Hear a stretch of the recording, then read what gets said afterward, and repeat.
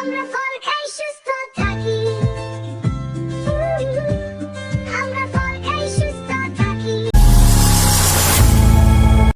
Welcome to No Kids TV.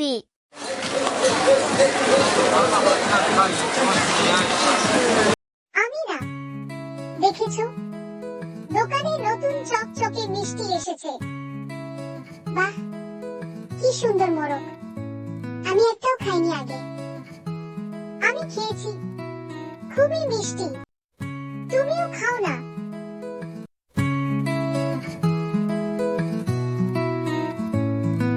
বাচ্চারা, আজ আমরা কোরআনে কিভাবে ভালো খাবার খেতে বলা হয়েছে তা শিখব।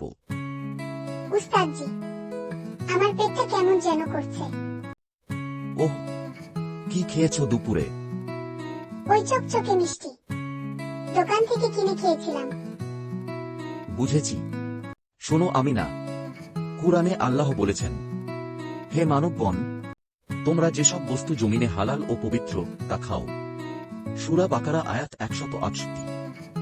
এই ধরনের রঙিন মিষ্টিতে অনেক রাসায়নিক মিশ্রণ থাকে। তাহলে কি এটা খাওয়া উচিত না?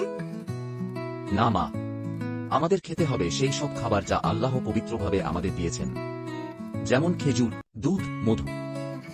রাসূলুল্লাহ সাল্লাল্লাহু আলাইহি ওয়াসাল্লাম কি খেতে পছন্দ করতেন উস্তাদজি?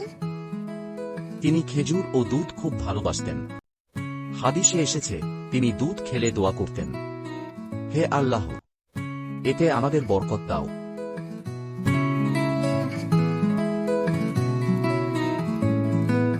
আজ আমি কলা, খেজুর আর কিছু মধু এনেছি।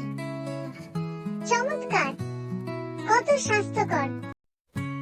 এসো, আমরা সবাই মিলে খাই। শাবাশ, এটাই ইসলামের শিক্ষা।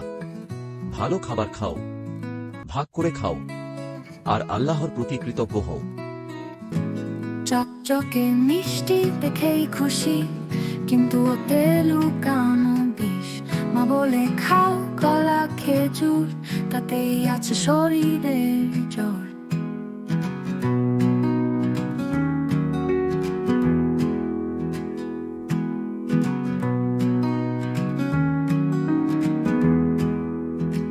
দুধ খেলে পাই শক্তি ভাই, মধু দিলে সর্দি পালায়। সবজি ফল সবই ভালো, আল্লাহর দান করো না ভুল।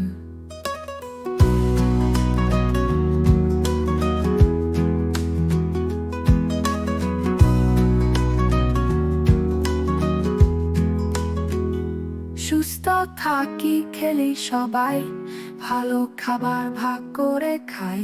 কুরআন শিখি, হাদিস মানি, আমরা হব আল্লাহর বন্ধু জানি। আমরা জাঙ্ক ফুড খাই না, আর আমরা ফল